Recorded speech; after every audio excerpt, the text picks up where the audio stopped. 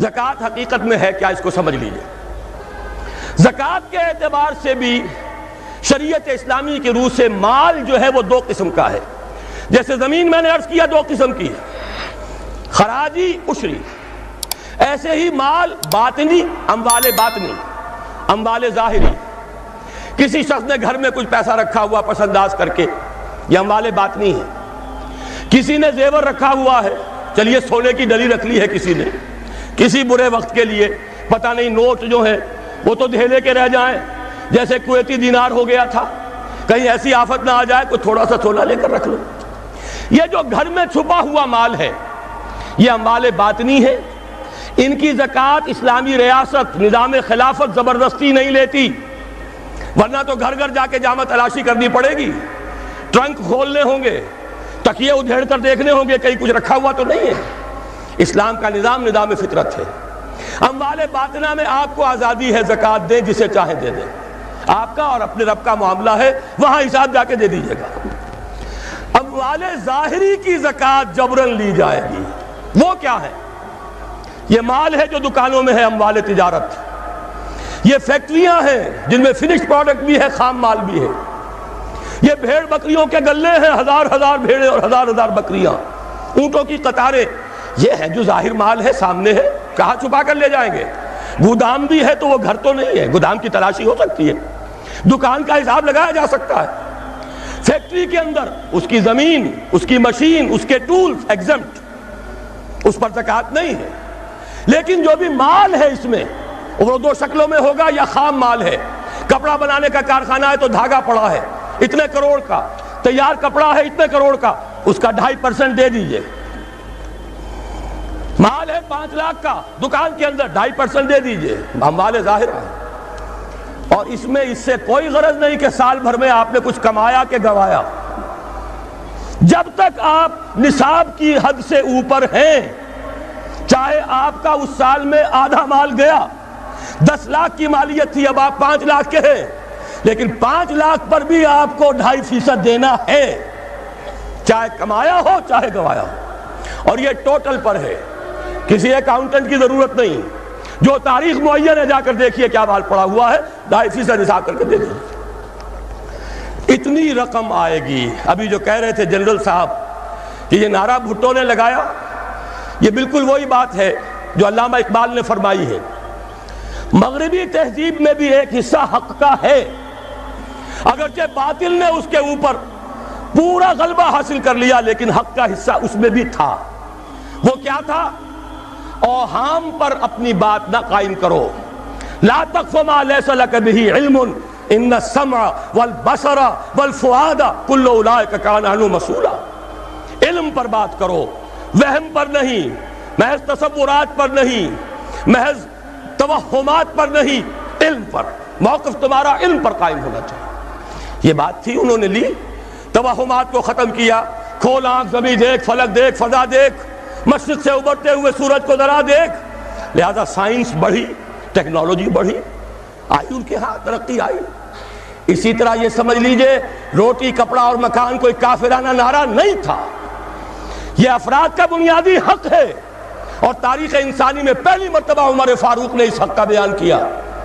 اگر دجلہ اور فرات کے کنارے ایک کتا بھی بھوکا مر گیا تو عمر قیامت کے دن ذمہ دار ہوگا۔ کون مارکس ہے، کیا پدی اور کیا پدی کا شوربہ، کون کوئی جدید تصورات دینے والے ہوں گے؟ یہ کل کی پیداوار ہے اور آج ختم ہو چکے، آج ان کے چہروں پر کالک بری جا رہی ہے، آج ان کے مجسمے گرائے جا رہے ہیں۔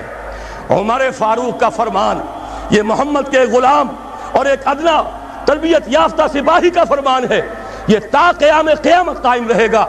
ہر شہری کی بنیادی ضروریات کی کفالت ہے جو نظام خلافت کے ذمہ ہے۔ اور اس میں تو جیسا کہ میں نے عرض کیا، اس میں تو حضرت عمر نے مسلمان نہیں کہا، صرف مسلمان نہیں، جانوروں تک بات پہنچا دی۔ اس کا مطلب یہ کہ غیر مسلموں کا بھی حق ہے، اس لیے کہ حضرت عمر ہی نے ایک مرتبہ دیکھا تھا، کسی صوبائی دارالحکومت کے دورے پر گئے تھے، کوئی ایک بڑھا غیر مسلم غالباً مجوسی تھا، وہ کچھ خیرات مانگتا پھر رہا تھا، بہت بوڑھا ضعیف۔ وہاں کے عامل سے حضرت عمر نے پوچھا یہ کیا معاملہ ہے، یہ خیرات مانگنے پر کیوں مجبور ہو گیا؟ دونوں نے کہا غریب ہے اور اس کے پاس کوئی ذریعہ نہیں ہے۔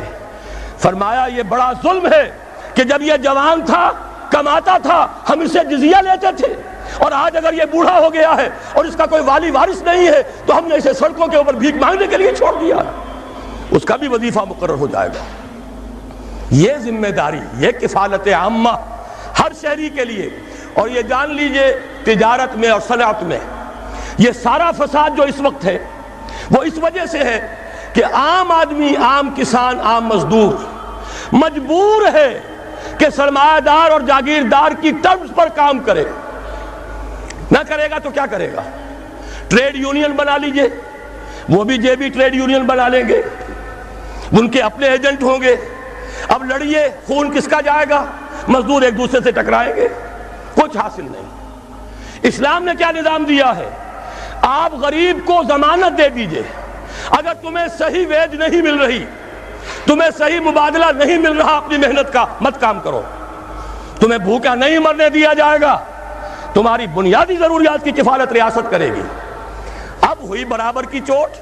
اگر کارخانے دار کہہ سکتا ہے کہ اگر آپ کو یہ چیز منظور ہے کام کیجئے ورنہ جائیے، سب مزدور چلے جائیں گے، میں لاک اپ کر دوں گا، کارخانہ بند کر دوں گا، لیکن یہ کہ مزدور اس وقت یہ نہیں کہہ سکتا، وہ تو کہے گا جناب اسی تنخواہ پر کام کروں گا، اس لیے کہ ایک دن کام نہ کرے شاید بچ جائے، 2 دن کام نہ کرے بچ جائے، تیسرے دن فاقہ آئے گا، اس کے پاس کھانے کو نہیں ہے۔